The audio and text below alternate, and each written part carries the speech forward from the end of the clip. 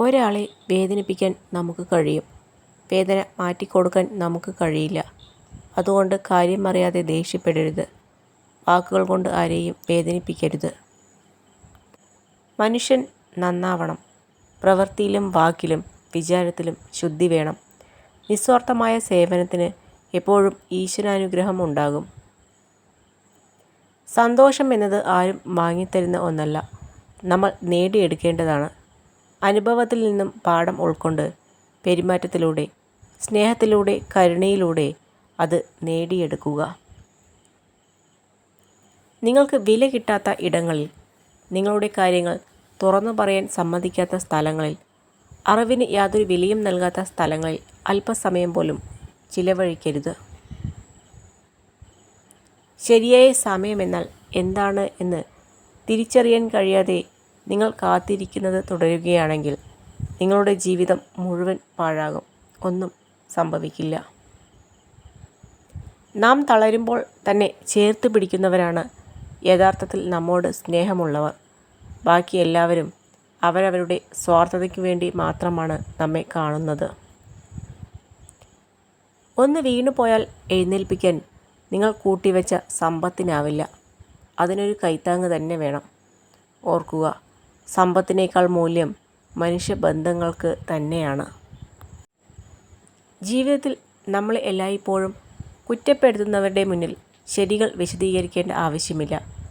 കാരണം ആ ശരികൾക്ക് മുന്നിലും അവർ കുറ്റം കണ്ടെത്തും. ഉള്ളതിൽ അഹങ്കരിക്കാതിരിക്കുക, ഇല്ലാത്തതിൽ വിഷമിക്കാതിരിക്കുക. ഉള്ളത് ഇല്ലാതാകുവാനും ഇല്ലാത്തത് ഉണ്ടാകുവാനും അധികം സമയം വേണ്ടിവരില്ല.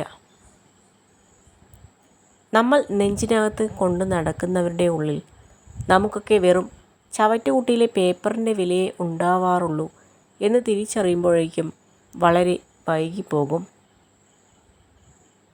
ജീവിതത്തിൽ എന്തു നേടിയാലും ഒരിക്കൽ അതെല്ലാം നഷ്ടമാകുമെന്ന് ചിലർ പറയും.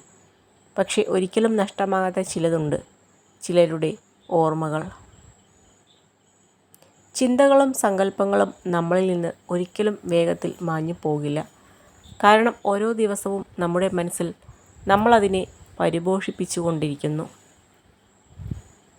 നമുക്ക് തെറ്റുകൾ പറ്റുകയും അതിന് ക്ഷമ ചോദിക്കുകയും ചെയ്യാറുണ്ട്. എന്നാൽ അത് തിരുത്താമെന്ന സുപ്രധാന ഘടകം നമ്മളിൽ പലരും ചിന്തിക്കാതെ പോകുന്നു.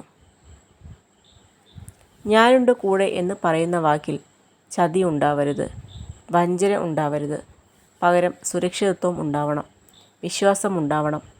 അതിനെല്ലാം ഉപരി സ്നേഹം ഉണ്ടായിരിക്കണം. അത് സൗഹൃദത്തിലായാലും പ്രണയത്തിലായാലും ജീവിതത്തിലായാലും.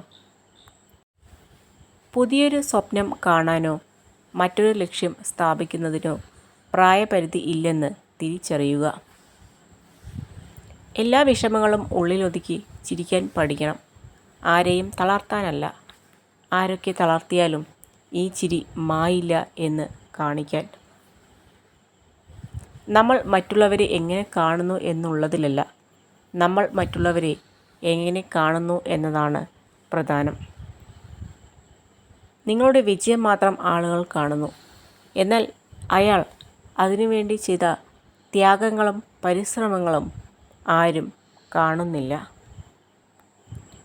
തെറ്റായ അഭിപ്രായത്തിൽ ഉറച്ചു നിൽക്കുന്നതിനേക്കാൾ എന്തുകൊണ്ടും നല്ലത് നിങ്ങളുടെ അഭിപ്രായം മാറ്റുന്നത് തന്നെയാണ്.